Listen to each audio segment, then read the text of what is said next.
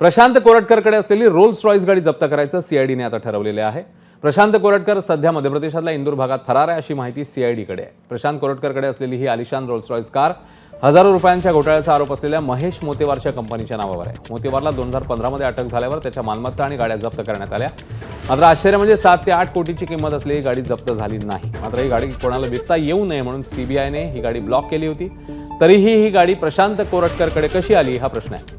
सीआयडीने या प्रकरणाचा नव्याने तपास सुरू केल्यानं काही पोलीस अधिकारी देखील गोत्यात येण्याची शक्यता आहे।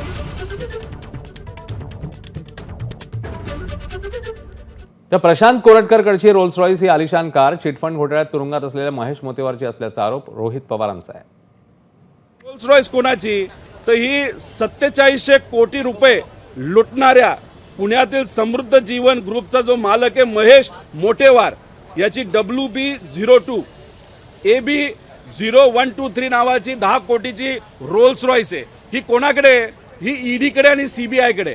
आता ईडी आणि सीबीआयच्या ताब्यात असलेली गाडी बाहेर कशी येते आणि हा महाशय कोरटकर का कोण आहे त्याच्याकडे ती गाडी कशी येते हा सगळ्यात मोठा प्रश्न आहे। म्हणजे त्याचा अर्थ हा कोरटकर पोहोचलेला माणूस आहे। एबीपी माझा, उघडा डोळे बघा नीट।